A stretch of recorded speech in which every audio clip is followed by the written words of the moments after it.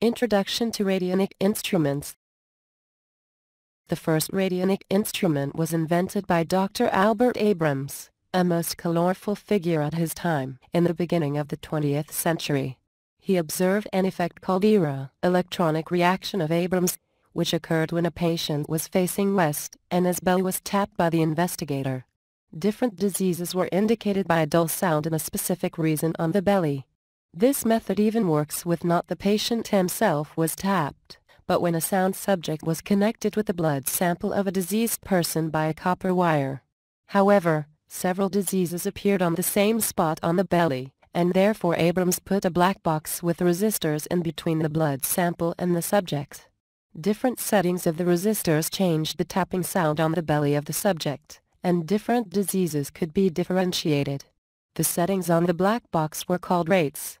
The rate for cancer was 50 ohms, which is still the rate for cancer today in radionics.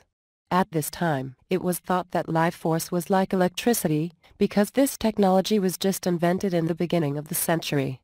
With progress in radio transmission technology, it was thought that life force has something to do with radio waves.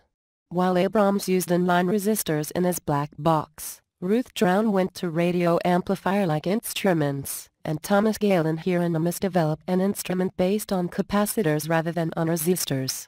Thomas Galen Hieronymus believes that electro-optic energy is powering his radionic instrument, and that specific parts, which isolates or conducts this energy, are crucial for the effectiveness of his instruments.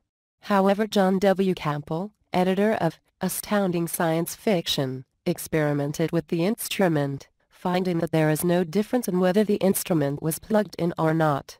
Even the paper representation worked as good as a solid instrument. This led to the idea that rather the pattern, which is set on an instrument, is important for the effect, than the electric circuitry, which moreover in most instrument does not have made any sense from an electronic standpoint of view. George Delaware was one of the first radionic instrument builder in Great Britain after World War II. He thought that the divisions, made by setting a resistor in a specific position between 0 and 10 are the effective measurement, leading to information transfer to the patient. Therefore in the beginning he did not even use resistors, but chromium metal plates, which were altogether connected with the well plate. He only changed to resistors because of supply reasons. The chromium plates became simply unaffordable expensive with time. The virtual radionic instrument uses the same circuitry as George Delaware has used to build his famous black boxes, which were, and are, still used in numerous radionic practices, especially in the UK.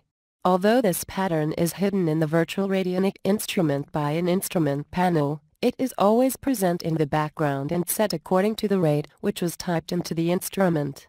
Although it is believed nowadays that this representation may not have any importance or relevance by itself, without the activating mind of the practitioner, my belief is that there is a better connection to the all-radionic morphogenetic field by this principle of operation.